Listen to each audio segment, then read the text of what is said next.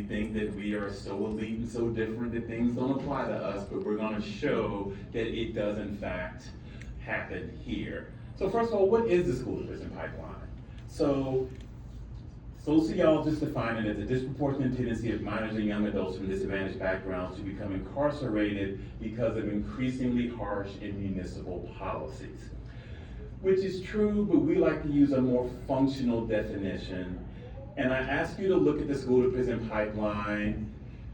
Within that pipeline, there are two concurrent pipelines that operate side by side to drive our children away from a path to success and towards bad outcomes. The school discipline pipeline, which in some ways is an indirect pathway into the carceral system, and school-based arrest, which obviously if you're putting a young person in cuffs and dragging them out of school, you're putting them directly in, and now we'll walk through the two of those. So that school discipline pipeline, there is no such thing as just a suspension. Far too often, suspending a kid or excluding a kid from school is portrayed as it's just a minor thing to teach a lesson, but that simply isn't true.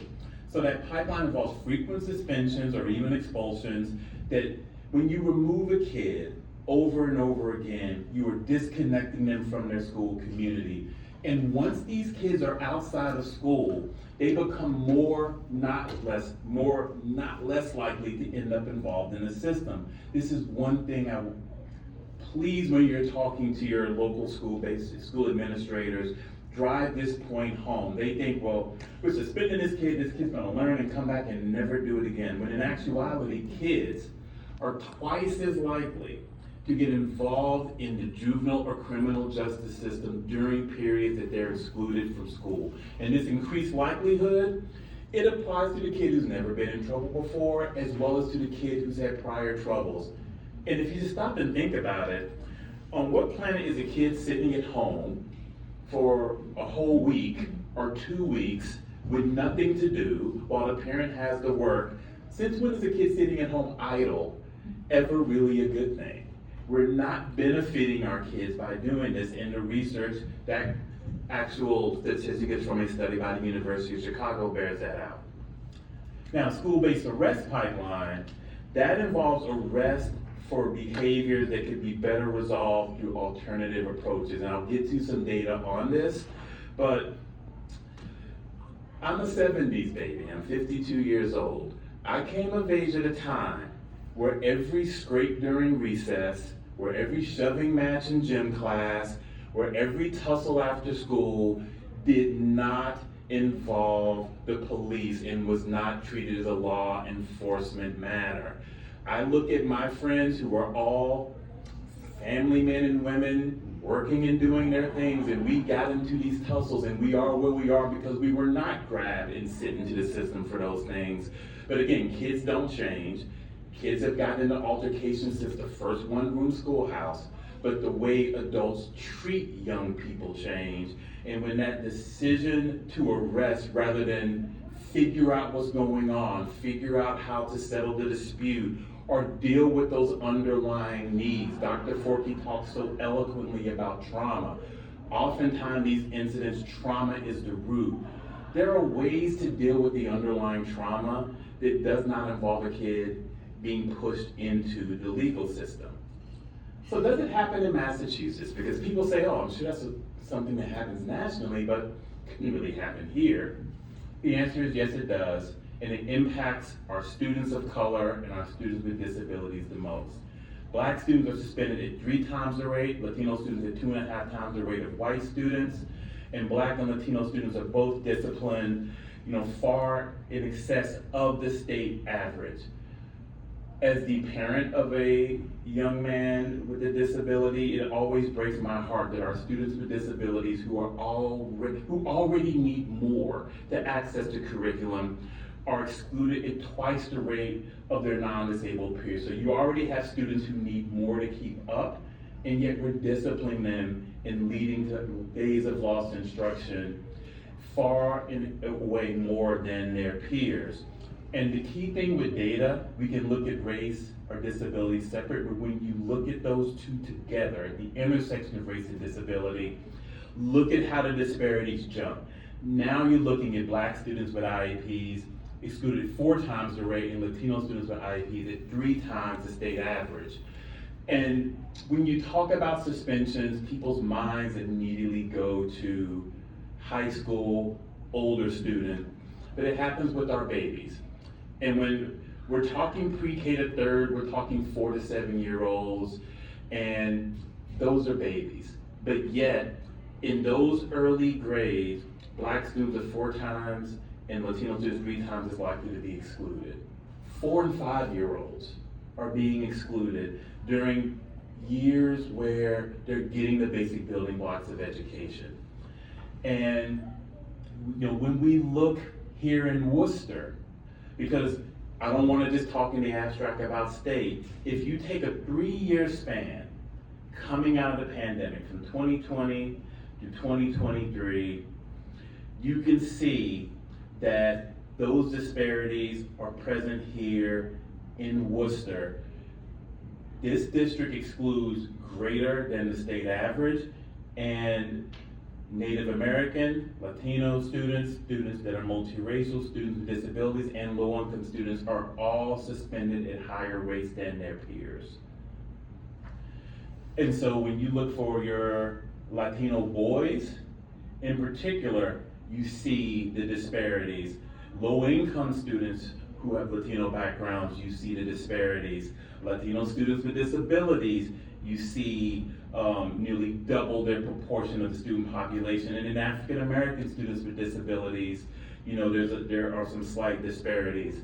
So when you consider Worcester, a city with a sizable and proud Latino community, those young people are disproportionately excluded and disproportionately bear the brunt of the harm here. And so let's get into vulnerable student populations. Again, our English language learner students, we see here where our low-income students with disabilities, one of the highest rates of exclusion right here.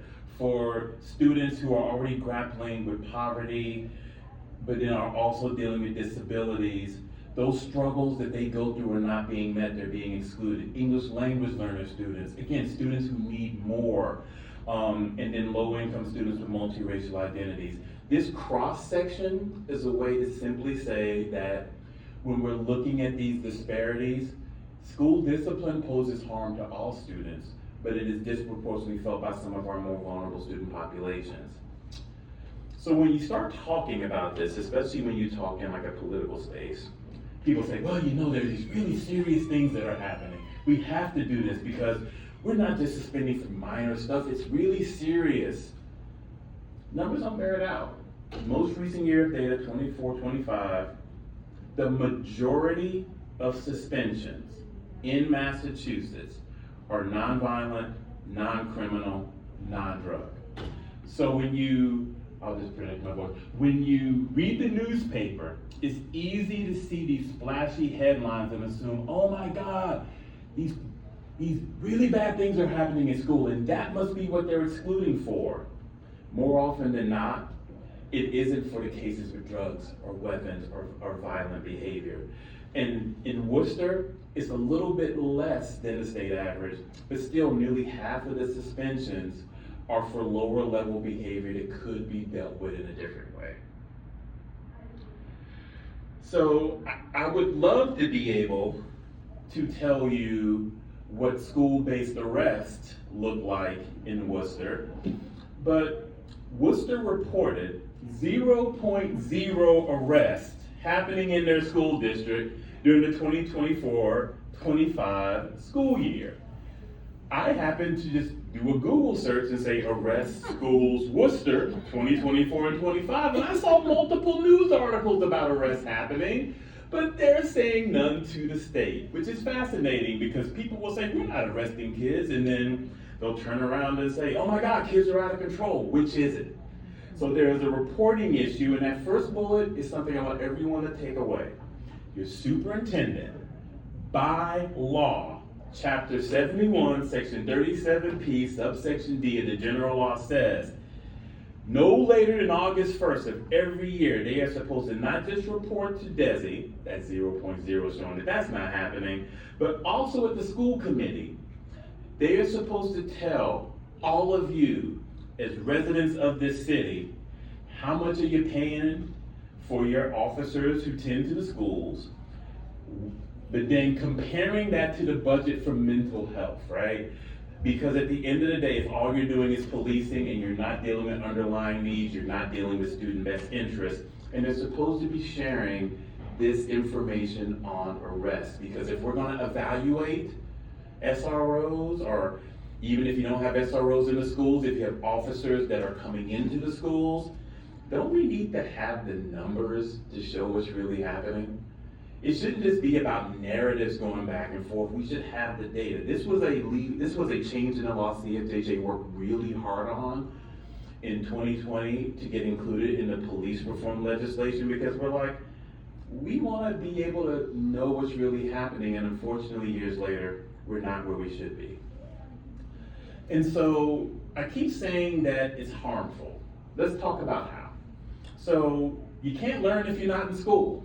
Pretty simple concept right there. And you can see that days of lost instruction due to discipline are significant in Massachusetts already. 16 days for every 100 enrolled students. That is not great, but it doubles for students with disabilities and more than doubles for Black students. So again, for your student with an IEP, your student with a learning disability, your student who already needs more, your student who oftentimes is already struggling, is missing all of these days of instruction, and everyone thinks it's gonna be all better when they come back. But if they come back and they're behind, and then they're frustrated because when they're behind, that frustration boils over. You see kids who need the most getting stuck in a cycle. And again, I can't impress upon you to know, so the Casey Foundation years ago did a groundbreaking study, and they found that the end of third grade is arguably the most important benchmark in a child's education, especially when it comes to literacy. The end of third grade is where a young person goes from learning how to read to reading to learn. So everything that we do for young people, pre-kindergarten, kindergarten, first, second, third, those are all the building blocks that they're gonna need for their education all the way through. So when a kid falls behind pre-kindergarten to third grade, they tend to stay behind because they're constantly playing catch up, and yet thousands of days of lost instruction in the early grades. And I just wanna, let's just stop and think about this. A kindergartner, a 5-year-old. What can a 5-year-old really do if you have hundreds of days of lost instruction? You know, for a kid who's just beginning to get those building blocks. This is not helpful. This is not helpful for our young people, and it's not helpful for their long-term educational future. But when we get into peer-reviewed research,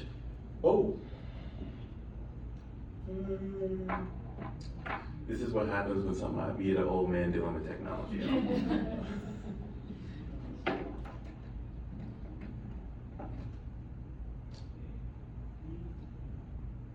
All right. Gen Z will save us all.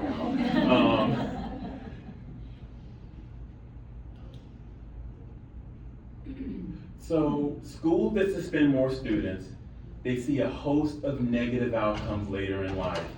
Lower educational achievement, lower graduation rates, lower college enrollment, and then higher involvement in the juvenile criminal justice system. When you deploy suspensions as your primary tool for dealing with behavior, this is what you get. Remember this when someone tries to tell you that it's teaching lessons and making young people better. And the numbers again don't lie.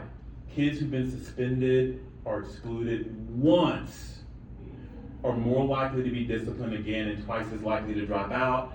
If you're arrested at school, you're 3 times as likely to drop out, and then 8 times as likely to end up in the justice system. And when kids drop out, I spent a significant portion of my career as an attorney representing not just folks in the juvenile system, but in the adult system. And one of the common denominators for people who I saw cycling in and out of the court system, from the juvenile system through district court and superior court, was dropout. So what we're doing is we're taking young folks who, if they achieve that education, can go on to great things. We're increasing the chance of dropout where everything from homelessness to system involvement increase. It doesn't do our cities and towns any favors. And so I mentioned dropout, and folks say, what are you talking about, man? You know, Massachusetts, our dropout rate is low. We're one of the lowest in the nation, okay? But look at what happens when we parse it out. This is why CFJJ has to fight so hard to get data that's disaggregated by multiple criteria, because you can hide behind that 2.1%. But that doesn't show that low-income students in Massachusetts drop out at 4 times the rate of students not living in poverty, that Black students drop out at 2.5 times the rate, and our Latino students drop out at triple the rate of white students. Our English language learners drop out at 5 times the rate, and our children in the child welfare system, which I'll talk about a little later, drop out at nearly 7 times the rate of kids. So that 2.1% doesn't tell the full story, because we are a wealthy state, and that tide may raise the boats on our national rankings, but when you look at it with an equity lens, we are producing poor outcomes, and some of these outcomes are far worse than the reddest of red states, right here. And so when you look at why, there's been research done upon that, and I would just encourage anyone. The Kirwan Institute at Ohio State University does this wonderful, wonderful research churns out of there. They show that discipline disparities that can be explained by differences in student behavior. Students of color are punished more severely for less serious and more subjective infractions. So the talking in class or the minor disruptions, the punishment are more. Students of color attend schools because, let's be honest, our schools are becoming increasingly more and more segregated, especially in some of our urban cities. And in those schools that have a higher percentage of students of color, we see more exclusions than in predominantly white schools. And that last bullet especially applies to those younger students, where with toddlers in particular, behavior trips, little or no response from white students, because it's just little kids being kids, results in consequences for young kids of color. And so here's a study that was done. So they took school administrators who make the decisions ultimately on discipline, and they had hypothetical behavioral problems that they were looking at, but they randomized the fact patterns with names. So it was Keisha and Kimberly or Darnell or Tommy, names that would sound ethnic attached to the fact pattern. But it was the same exact fact scenario, just with a more white sounding, a more ethnic name. And in this blind study, what they found is that these principals and assistant principals rated the same exact behaviors, same fact pattern, as being much more serious when they believed the student was a student of color than they did when they perceived the student was white. They were more likely to say this kid's a troublemaker, and to recommend, not only more likely to recommend discipline, but to recommend more harsh discipline. And to get back to a point I made earlier, oftentimes, not just in Massachusetts, but here in blue state land, we tend to think, there's things that happen in other parts of the country, but they don't really happen here. Compare Massachusetts to Alabama. When I say red state, maybe you got Florida and Texas there, but Alabama is pretty much one of those states we think of as, oh my God, I never want to live there. But look at, when it comes to girls and exclusion, you will see that at the same rate, or sometimes at a higher rate, our disparities are the same or even worse than I've been to Birmingham, y'all, the reddest of red states.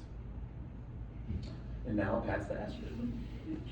So I know that was a lot, and it was, very heavy. So I guess I just wanted like a quick break and a quick time for like a quick check-in. So I wanted to ask these two questions, and the first one is, do you see racial disparities in discipline in the schools where you work with, that you are connected to? If so, what do you believe is driving these disparities? Racism, plain and simple for me. Like, I have seen adults interact with one kid a certain way and then like fully like scream at a kid for doing something that I was like, that's not even that serious.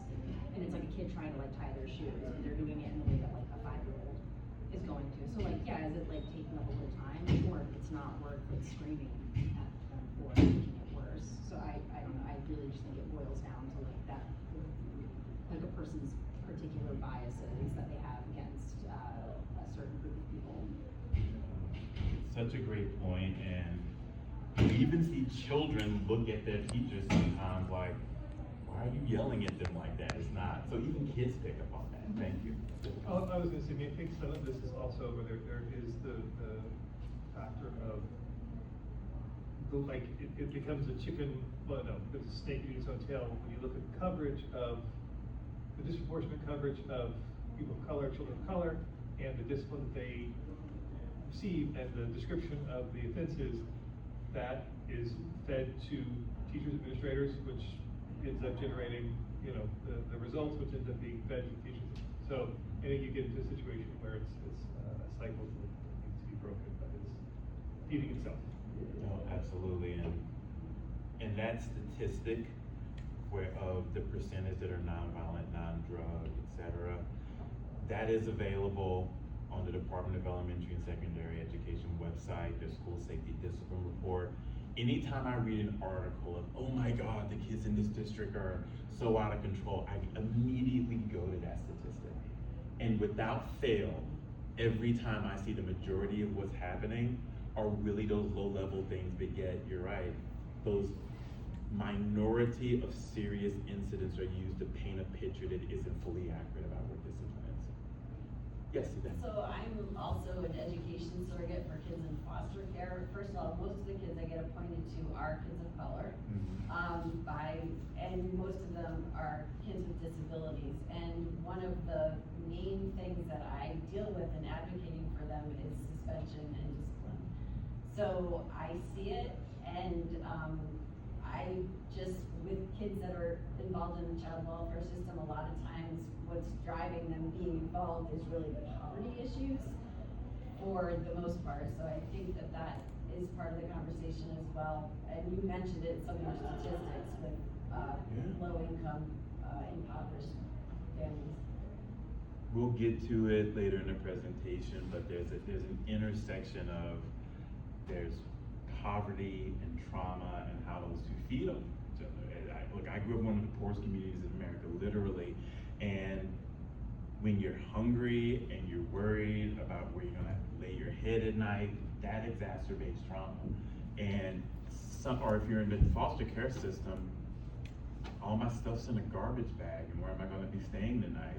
But the fact that that never comes into the conversation around why a kid is acting the way that they act, like, as a lawyer, going into one of those discipline meetings and saying, are you aware that this is what's going on with a kid, and to see school staff sit there stumped?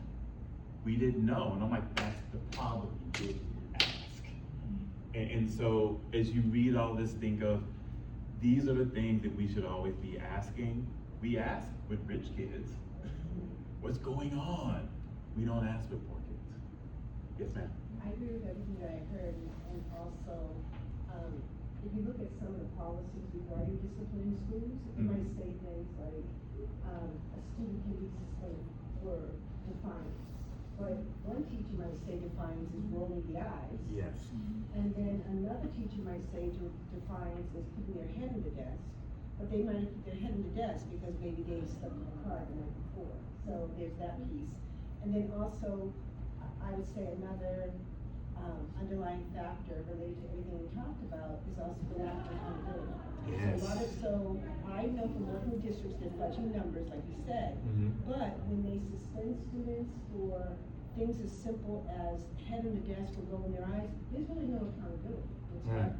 Until you meet that mother, that teacher, or someone who's going to sue the district.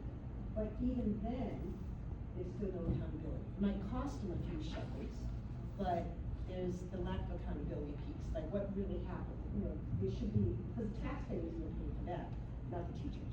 That is so true. And defiance is one of the most dangerous words that we use because bias, to his point, there are people who just fundamentally see children of color in a certain light, or children from a certain neighborhood, which is predominantly black and brown, in a certain light. So already there's a perception that if you are that kid or you're from that neighborhood, you're a certain way, and that's literally the prejudice, the prejudging that leads to it. Awesome, thank you. So Suzanne gave really the perfect lead in, because we're going to talk about just the child welfare trauma in the school to prison pipeline. And you guys already got literally the world's best trauma presentation earlier today, so I'm just gonna cherry pick and uplift some of those points. But really the key is, far too often, people mention trauma, but there's not an honest and in-depth enough conversation about how trauma manifests in our schools and how these knee-jerk disciplinary reactions just end up making things worse. So the reality is that the old school, I'm gonna punish you and teach you a lesson thing, it doesn't, when you're dealing with a kid who's been impacted by trauma, to help that kid get better, you have to get to the underlying issue, the underlying trauma. And these punitive interventions are ineffective, and they end up just causing more developmental damage. It's like when you have a kid where the reaction is arising out of it, trying to just leverage power. Because at the end of the day, kids should be seen and not heard. They should just do what they're supposed to do. If you don't do what I tell you to do, I'm gonna punish you. Culturally, I get where it comes from, but at the end of the day, we have to take a different approach when the root issue is trauma. Because our kids, they exhibit this challenging behavior, due to that trauma history, the chronic stress, the delays in brain development, the lags in skill development. All of it results in challenging behavior that are rooted in that trauma. And these kids, yes, they struggle with flexibility. They struggle with frustration. They're tolerant for frustration. So when they're falling behind, or when they don't get that math problem, or they're struggling to read, or they try to read out loud in class and it doesn't go well, yes, those kids can blow up, but it's not because they're bad kids. They're not kids who lack the will to behave well. They just need that extra skill development and that ability to learn how to deal with that underlying trauma. And far too often our schools do not do that.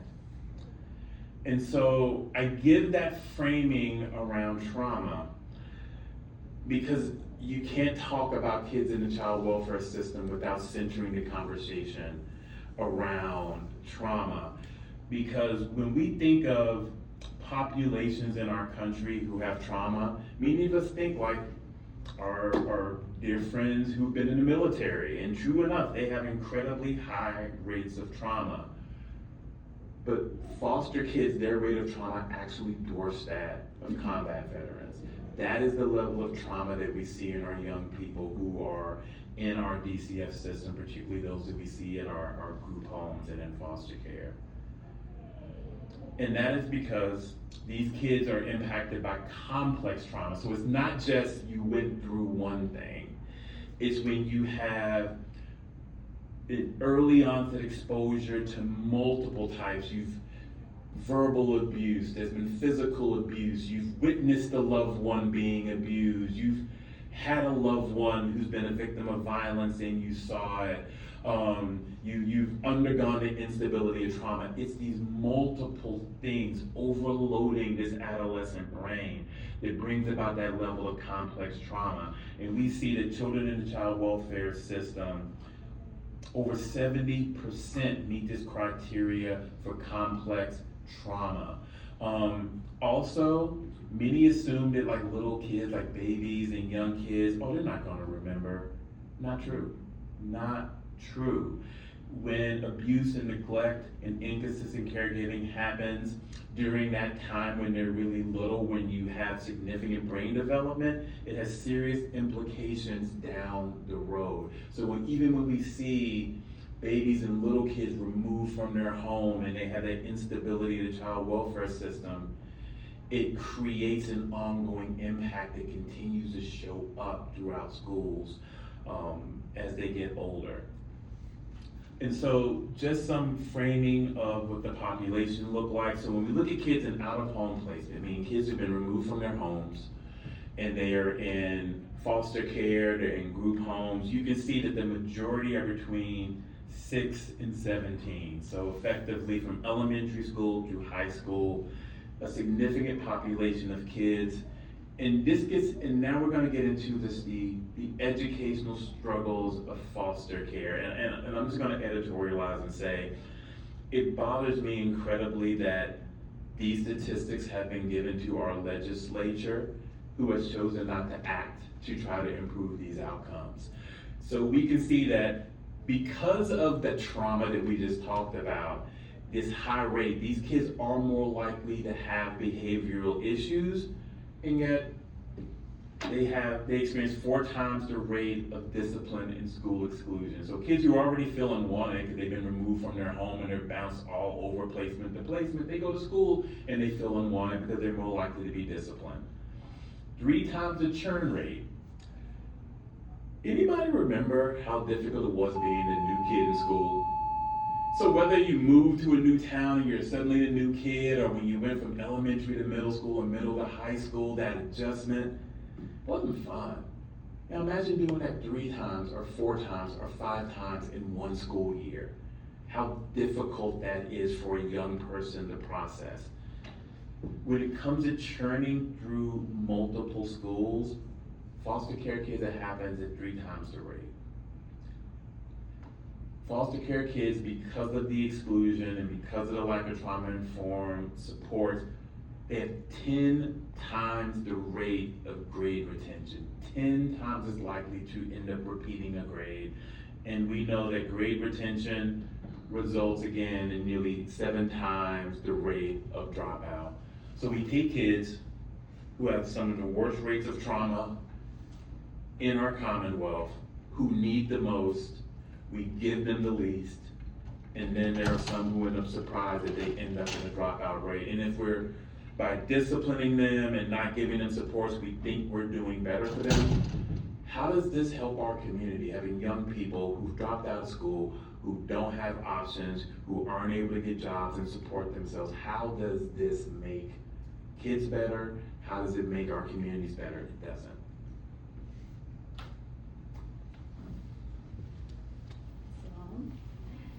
That was heavy again. So I guess I just wanted to again ask a few questions. First, how does your knowledge or experience with Massachusetts school fit with the data just described concerning children in foster care and children who have experienced trauma? And second, are you surprised that these things are happening in Massachusetts? You should. Your head has No.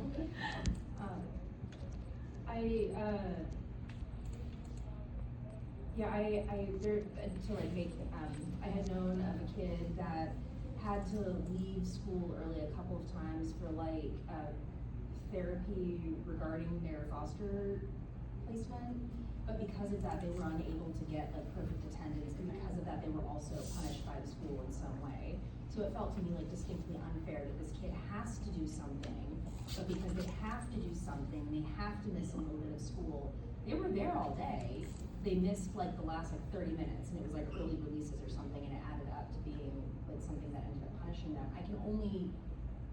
I know how that would make me feel, and I'm an adult that has a very different background than that. I can't imagine, I have some idea of how that might make a kid feel who maybe doesn't have the same supports that I had growing up, or that other kids in their classroom might have, and I don't know, it just made me feel pretty desperately sad for And this kid who otherwise was an amazing kid who just needed a little bit more support, a little bit more guidance, and they were incredible. But it felt really unfair. Thank you, Suzanne. So So when we talk about our being surprised that these things are happening in Massachusetts, I think a lot of people would be, because Maura Healy came out about 6 weeks ago, I think, and made a speech about how wonderful education is in Massachusetts. We're the top in the country, and that we have the most kids do the best in AP classes, like in their AP exams, and that's good. And I kept thinking in my head, well, 58.4% of kids in foster care graduated from high school in the fiscal year 2024. That's what the DCF annual report says, right? So, in DCF's target rate is they want a minimum of 67% of kids to graduate. So they're not even reaching their target rate, right? So we think, is education wonderful here? In many ways, except if you're in foster care. And for other kids as well too, but. So I'll say this, and I want to maximize our time. Yeah, sorry. No, we want this feedback. More than 50% of our third graders are not reading at grade level statewide in Massachusetts. When you look by race, 70% of our African American students are not reading at grade level in third grade, 75% of our Latino students, 85% of our English language learners. If the majority of your third graders are not on track academically, that does not make you elite and exceptional. It kind of makes you the least worst, at the end of the day. So we have to push back on that everything is good because we're number one. Because the reality is, we've fallen back to the pack because our educational outcomes are slipping, and we can't let our reputation and people throwing our reputation around cover up our reality. It's on all of us to say, yeah, we may whoop-de-doo, we may be better than South Carolina, but we're still not great, and we should want what's great for our kids. So I do want to get into school policing, and I'll try to breeze a little bit because I know our technology foibles have put us a little short on time. But in 2020, I encourage everyone to go to CFJJ's website, cfjj.org, and we did a research report alongside our friends from Strategies for Youth on school policing, because there's all the back and forth dialogue about police and schools, but we shouldn't be basing it on narratives, we should be basing it on research. And you can see we asked the hard questions about school policing and to say, what does the research say about having a police officer in a school? Is it in alignment with equity? Is there any evidence research-wise that it actually makes schools better? Not, well, once upon a time I knew a kid named Joe and this, that, and the other. All these stories, what does the research say? So we literally looked at a meta-analysis of 12 studies conducted over a decade, and not one found a positive safety impact of police placement in schools. Again, peer-reviewed research. But what about school shootings? So the Washington Post in 2018, over a 20-year span, 20 incidents of gun violence happened on campuses with school police officers. Only twice was there effective intervention. And mind you, this study was done before Parkland in Florida, where we saw an SRO run out of the back of the building when there was a shooting, and in Uvalde, Texas, where we saw parents screaming at officers who were standing outside the school to do something and they did nothing. So this idea that a police officer inside a school is guaranteed to stop school shooting, it's like fan fiction. It simply doesn't turn up in reality. But when you look at it, it does lead to an increased criminalization of young people for low-level behaviors, because again, it's bad enough that we suspend people for low-level behaviors, but when an officer who's trained to be an officer is there, you increase the likelihood that you're going to have arrest for low-level nonviolent behaviors. That those of us who were 40s and 50s did the same thing and we were not arrested. Kids haven't changed. The way the adults deal with kids change. And nationally, just by having a police officer standing in the hallways, you have 3.5 times as many arrests as schools that do not have them. So just the presence alone, and this is not to vilify, I've met lots of school resource officers, some are genuinely nice, well-meaning people, but the facts are the facts.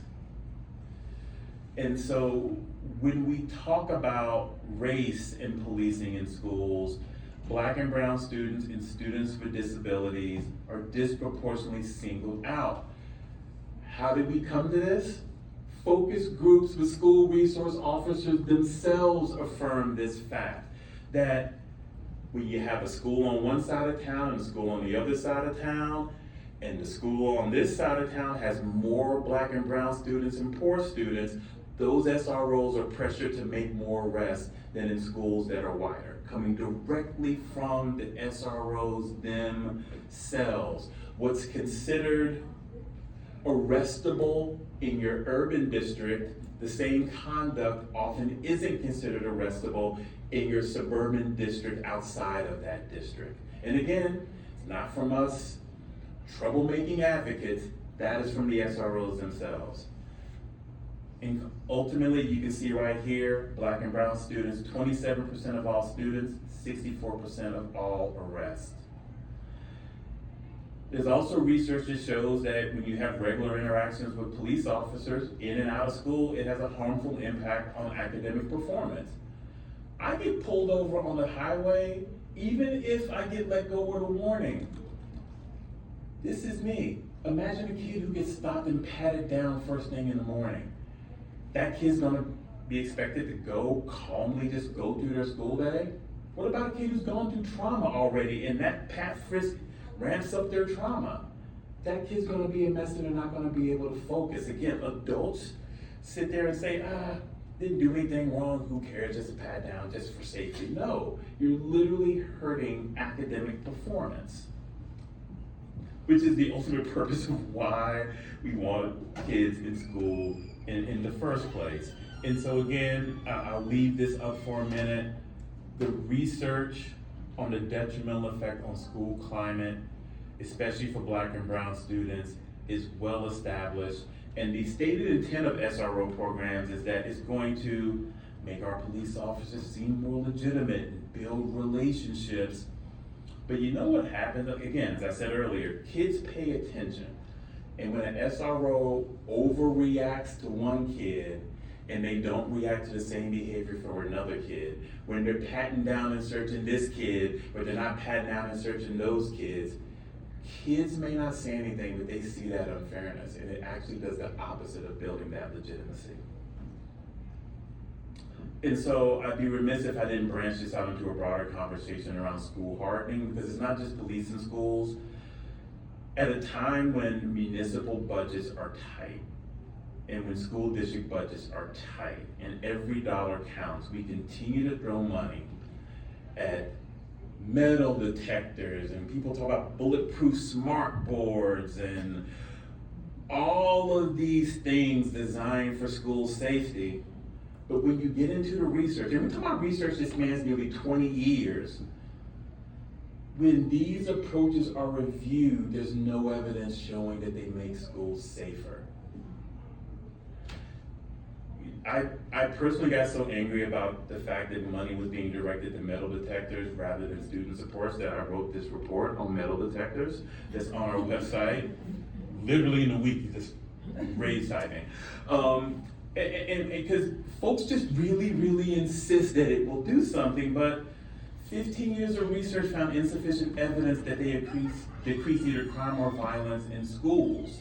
So the evidence to back up their effectiveness still isn't there, and the racial targeting of it is what I really want to drill down on. The School Survey on Crime and Safety, national study, found that you want to know the deciding factor in whether or not a school has metal detectors. It's not crime in the surrounding neighborhoods.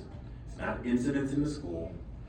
It is the percentage of students of color in a school. Because schools that were 50% or more student of color in their population were 18 times more likely to have metal detectors in security, as opposed to schools that were less than 20% student of color.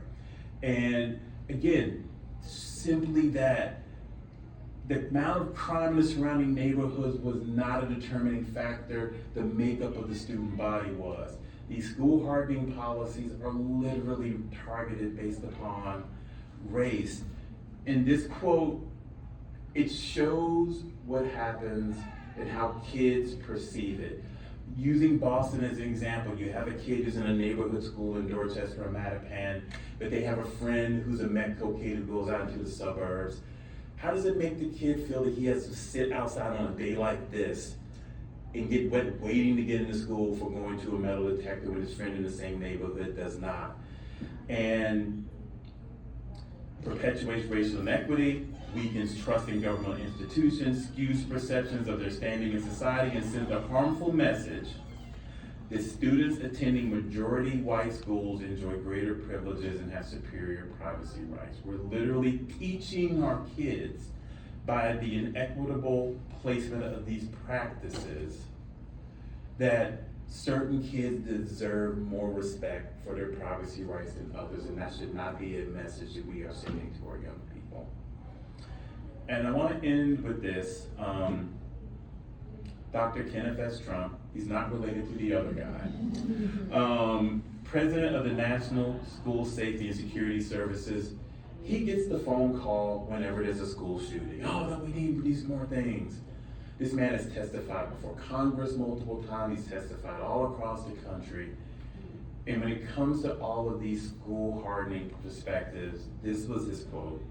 We have a great deal of concern that knee-jerk reactions end up in the long haul being little more than security theater, providing an emotional security blanket, but not really making a significant difference. The research shows that these hardening practices don't increase safety, but your local elected official can walk in and say, look at that big old hunk of metal. I did that. That's making things safer. It's visible. It's tangible. It's something that electeds can take credit for, but there's no evidence that it works. Trusted adults, counselors, mental health support is not as tangible, but that's what does work. And unfortunately, we go for the security theater. So I'm gonna go ahead and just wrap up because I know we're running short. I wanna just leave a few tips for parents to walk away with. So the part I skipped over basically is, in Massachusetts, we changed the state law in 2022 to effectively require, and there needs to be accountability on this. Before students, that 51% statewide and that 48% of Worcester that are low-level offenses, schools are obligated under the law to not expend until they've attempted and documented alternative remedies. It gives some examples, but there are other alternatives that can be done. So they should be doing PBIS, they should be doing mediation, they should be doing restorative practices. We've changed the law, but we need accountability on the local level to make sure that this is being followed. Because even our legislature that moves very slowly with respect to everything, even they saw that coming out of the pandemic, more students had mental health issues impacting them. It was driving behavior. And even they said we shouldn't be rushing to exclude, we should be trying other approaches. So I wanna make sure that we have accountability there. And for people to say that won't work, because that's what happens in underprivileged communities. Oakland, California is proof that it can, because they went all in on restorative justice, even removing police officers from their schools. And 88% of the teachers said, this is really helpful for classroom management.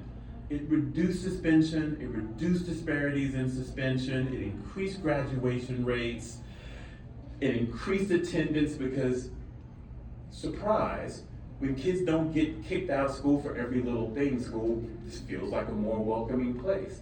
So these alternatives work. People are so rigid, sticking to this is the way it's supposed to be. We have different alternative ways we can deal with behavior, keep behavior from escalating, keep kids in school where they can learn. And so, in the way of just empowering parents, I just want to drill down that if your kid or a kid that you know or a parent that you know, their kid's facing exclusion, they have a right to due process. It's not just the principal said they're out and that's it. No. If your child is facing an expulsion or a long-term suspension, you should get notice. You should be informed of your right to a hearing. You have a right to that hearing. You have a right to present evidence and witnesses at that hearing. You have a right to an attorney and an advocate.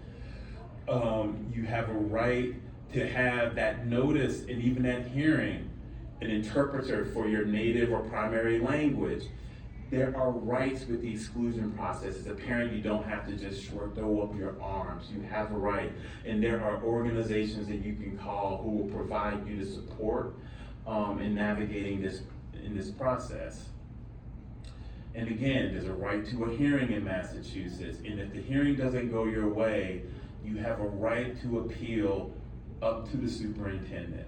And so it's important because a lot of our parents, in particular a lot of our immigrant families who come, particularly those who come from countries where challenging authority is something that you just don't do. It's important that we teach and spread this information to parents to say you can push back, and in some cases you can win. You can get your kid back in school earlier than that 10-day suspension they were given. You can stop that expulsion. You have those options. For students with disabilities, I always point out that IEP comes with protections. I know a lot of times districts aren't meeting all the needs under it, but one of the grounding principles of an IEP is that this student has a disability and that we should not punish children for behavior that is a manifestation of their disability. That is rooted and grounded in federal law. So anytime a kid has an IEP and the school wants to suspend, they are not, that question of manifestation is something that should absolutely come up. But even early, when the school starts complaining, they should be doing a functional behavior assessment and a behavior intervention plan, which says, in light of this young person's disability, this is how teachers and school staff should interact with them. If a kid is autistic and has been through trauma, and because of that unique trauma, you don't come up from behind and startle them, because that will set them off in a certain way. If a kid does that and the kid has a bad reaction, why are you punishing the kid? You know that that's a manifestation of the kid's disability. What are we doing? And so